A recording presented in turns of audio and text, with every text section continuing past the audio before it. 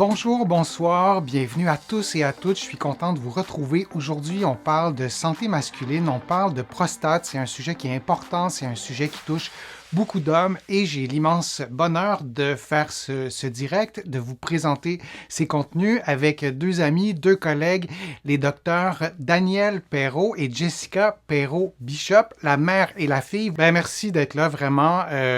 C'est un sujet qui est important. Vous êtes deux médecins de famille, vous rencontrez des gens qui ont des problèmes de prostate ou qui ont des questions liées à la prostate. Donc, on va répondre à ces questions-là. Tous les hommes doivent-ils avoir un test sanguin pour dépister un cancer de la prostate? C'est ça aussi, hein, c'est une question qui est souvent posée. C'est un sujet de discussion. C'est peut-être aussi un sujet de débat. On va voir si ça en est un. Daniel, est-ce qu'on devrait tous passer un test sanguin pour dépister le cancer Mais, de la prostate? alors, quelle belle question. La question, c'est la question qui est posée beaucoup par les patients qui se présentent en bureau, qui peuvent voir une publicité à la télé pour dire, écoutez, les hommes, là, vous avez au-dessus de 50 ans, vous risquez plus d'avoir un cancer de la prostate, faites le test d'APS. Alors, l'APS, c'est cette molécule-là, là, APS pour antigène prostatique spécifique, c'est une molécule qui se produit seulement dans la prostate. C'est pour ça qu'on parle d'être spécifique. Et ce marqueur-là peut s'élever dans certaines conditions pathologiques, comme une infection, l'hyperplasie de la prostate et aussi le cancer, mais aussi peut être élevé parce que vous venez de faire du vélo. Alors, on a donc dès qu'on change l'architecture de la prostate, on peut avoir un niveau d'APS élevé. Maintenant, de faire l'APS ou pas pour quelqu'un qui est asymptomatique au-dessus de 50 ans, qui a c'est-à-dire aucun symptôme en dépistage, c'est une discussion depuis 40 ans, je vous dirais, sinon plus. Moi, ça fait 40 ans que je suis médecin. Et la norme, quand moi je pratiquais comme jeune docteur, c'est qu'on l'offrait à tout le monde. Aujourd'hui, grâce aux observations scientifiques, aux études, aux revues d'études, il y a des instances de recherche scientifique ou enfin d'examination si vous voulez, de sources d'evidence-based, qu'on appelle basées sur la science, émises entre autres par INES. Hein, ça, j'oublie toujours l'acronyme, mais c'est le C'est centre l'Institut national d'excellence en santé. c'est ça, de santé au Québec.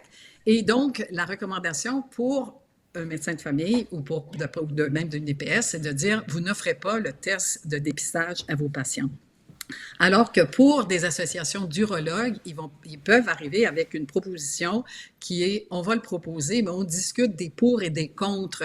Et Jessica va très bien expliquer pourquoi on se retient pour dire est-ce qu'on doit faire ce test ou non. On sait que le cancer de la prostate, oui, c'est le troisième cancer chez l'homme, et c'est aussi une cause de mortalité, mais c'est un cancer qui est indolent. C'est-à-dire, vous pourriez découvrir un cancer là, comme vous ferez à 65 ans, et qu'à 85 ans, vous l'avez toujours, puis c'est juste tenu tranquillement à se diviser tout doucement. Donc, je vais laisser. Oui. Est-ce qu'il y a eu je t'interromps, Daniel, mais est-ce qu'il y a eu des débats mère-fille, puisque la donne a changé dans les Non, années, ou vous n'êtes pas querellés avec ça, ça s'est bien passé? ben non, on a dû reviser néanmoins de quelle façon on allait aborder cet enjeu-là, parce que c'est un des enjeux les plus controversés en urologie. Donc, on comprend nos collègues urologues. Et de notre côté, comme médecin de famille, on a aussi à avoir une certaine approche là-dessus. Alors, on a revisé un petit peu qu'est-ce qu'on dit aujourd'hui avec Denis Fortier dans son émission. Mais ce qui est important, c'est de savoir qu'il y a une controverse et on doit voir pourquoi il y a controverse. Puis je pense que Jessica, avec des tableaux, elle va pouvoir nous raconter pourquoi.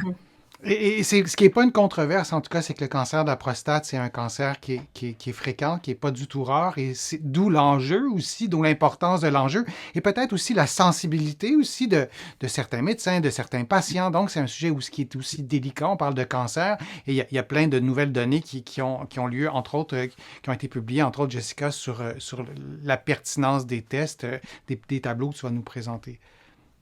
Tout à fait. Donc, en fait, c'est que le dépistage, donc chez un homme qui n'a pas de symptômes urinaires, ça a un effet modeste sur la mortalité. On va le voir dans le tableau qui va suivre. En fait, le dépistage va entraîner plusieurs faux positifs, c'est-à-dire que vous allez avoir un test anormal d'APS dans le sang alors que vous n'avez pas le cancer de la prostate. Mm. Donc, ça peut engendrer toutes sortes d'anxiété et de stress inutile. Les investigations aussi ont des risques de complications comme les saignements, l'infection, très rares troubles érectiles qui peuvent être liés quand même à la biopsie, puis sans compter, comme je disais, l'anxiété qui est associée à des investigations supplémentaires. Et Puis là, en on fait, parle juste du test, ouais, là, on parle pas du cancer, on parle juste du test. C'est juste quand du même test. intéressant de le mentionner. Et je vais faire une petite précision. Le tableau qu'on a, j'ai eu de la difficulté à vous le mettre pour que ça soit lisible, pour que ce soit Oui, assez gros. Ça fait que si vous êtes d'accord avec moi, je vais l'agrandir un peu pour vous le montrer. oui. Et je vais morceler un peu tout ça. Tu me diras si tu es d'accord, Jessica, pour qu'on voit ce qui est à droite en vert et en noir et qu'on l'intègre à ce qui est à gauche. Vous le voyez, à gauche, c'est un dépistage par dosage de l'APS et à droite, c'est écrit en haut, aucun dépistage de l'APS. Alors, je vais comprimer un peu tout ça pour que ça soit lisible pour tout le monde et ça nous donne ça. Donc, je voulais faire cette précision-là. J'ai eu cette difficulté-là de pouvoir vous le montrer. Donc, Jessica, je te laisse continuer ces explications-là avec le tableau que je vais mettre juste à côté de toi comme ça. c'est très intéressant de l'avoir mis comme ça parce qu'en effet, on compare les deux côtés, hein. Donc, d'un côté, notre gros tableau ici qui présente ceux qui ont eu le dépistage avec l'APS, à côté, ceux qui l'ont pas eu. Puis ça, en fait, c'est tiré d'une grande étude européenne qui date de 2014, dans laquelle, justement, ils ont étudié chacun de leur côté 1000 hommes. Donc, vraiment, le gros tableau qu'on a ici représente 1000 sur 1000 hommes et les petites couleurs vont être vraiment là, des conditions spécifiques qui vont avoir été détectées. Donc, dans le fond, ce qu'on peut identifier ici, c'est que on a sur 1000 hommes, encore là, 100 hommes qui vont avoir le diagnostic du cancer de la prostate. Mais de ces hommes-là, beaucoup, dans le fond, ne vont pas décéder, hein. On parle de 95 sur 100 qui ne vont pas décéder. On va donc sauver un seul décès quand on compare avec la fenêtre du haut, un seul décès avec notre dépistage. Donc, c'est éviter, c'est apprendre. Puis je pense que c'est vraiment de considérer vraiment toutes ces informations-là pour prendre une décision éclairée puis connaître les bonnes informations. Et si je peux me Après, permettre, le seul décès, là, c'est le petit point blanc qu'on voit voilà. à côté des 6 points noirs à droite. Fait que ceux qui ont eu un dépistage, on a évité un décès. Ceux qui n'en ont pas eu, ben, il y a 6 décès. Et est-ce que tu peux quand on parle, est-ce que tu peux juste nous donner une ou deux précisions, Jessica? Ce qui est écrit en rouge en bas, je le laisse en gros là, pour qu'on puisse lire. C'est écrit Ouais. 40 seront surdiagnostiqués. Qu'est-ce qu'on entend par surdiagnostiqué, Jessica? Ben, en fait, c'est s'ils avaient fait leur vie tranquille, il n'y aurait jamais eu le diagnostic. Hum, Donc, on est dans du surdiagnostic. Et mhm, ça, c'est donc, non seulement j'ai aucun impact sur la mortalité, mais je surdiagnostique une maladie qui aurait eu aucun impact sur ma vie et sur hum, mes symptômes. Donc, ben, symptômes, en fait, c'est des gens qui n'ont pas de symptômes. Ce qui est intéressant aussi, c'est d'aller voir en haut. Donc, ce qui est en jaune, orange et rouge. Ça, en fait, c'est là où est-ce qu'on va trouver des faux positifs. Donc, hum, on va avoir à peu près 140 faux positifs d'APS élevés sur 1000.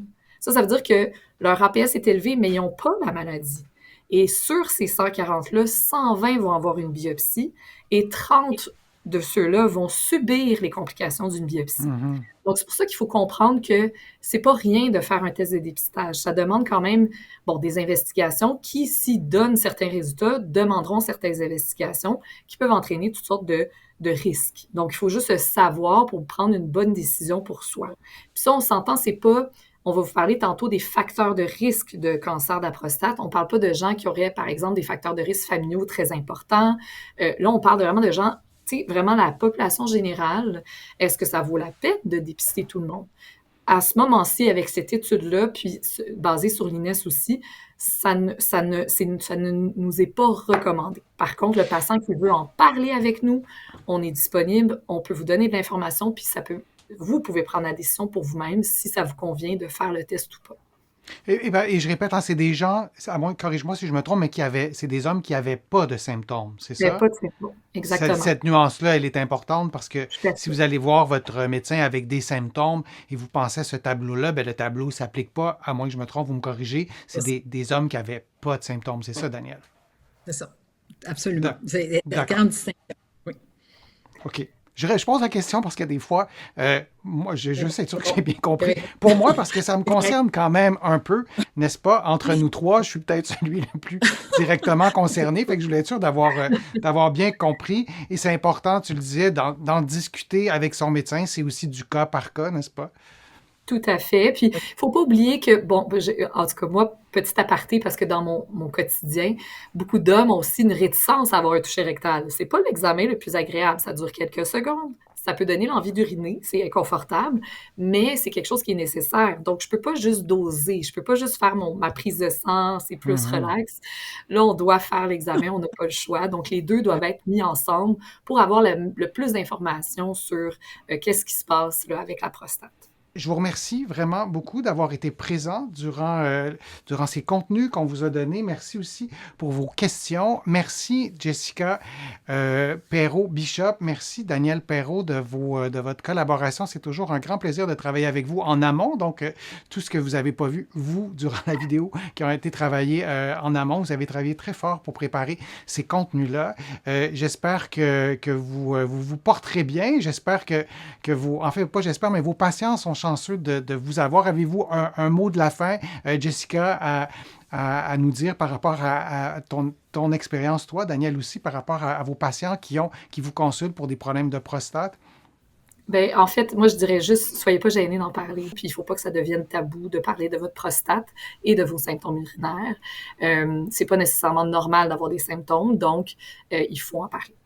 Et Daniel, un mot de la fin par rapport à la santé de la prostate, par rapport au grand sujet qu'on a Oui, abordé ben aujourd'hui? écoutez, c'est que j'utilise mon âge pour vous dire que en médecine, il y a eu énormément d'avancements sur plusieurs Mhm. sujets, sur plusieurs pathologies, et que même si votre voisin a le même symptôme que vous, ben c'est bon d'aller vérifier que ça peut être pour d'autres causes que celui de votre voisin. Mais je crois que c'est normal que les gens discutent entre eux. Mais vous voyez comme on a toute une diversité de causes et de traitements et tout ça. Là. Alors, merci beaucoup, Denis, de nous donner l'occasion justement d'en parler au public comme ça, parce que ça permet vraiment de mettre un petit peu les pendules à l'heure, je pense. Ben, moi, ça fait grand plaisir de vous entendre et aussi ça fait ça rend un immense service aussi à ceux qui vont écouter et c'est le plaisir de cette chaîne YouTube, de YouTube en général. On peut écouter ces contenus-là dans le confort de notre foyer, ça reste confidentiel et vous allez peut-être Mhm. aussi être outillé, peut-être aussi avoir développé un vocabulaire. Parfois, c'est des choses qu'on ne connaît pas pour en parler à votre pharmacien, en parler à votre médecin. Merci beaucoup, Daniel, Jessica. Merci à vous, internautes, et je vous dis à une prochaine fois, à un prochain direct, à une prochaine vidéo. Au revoir.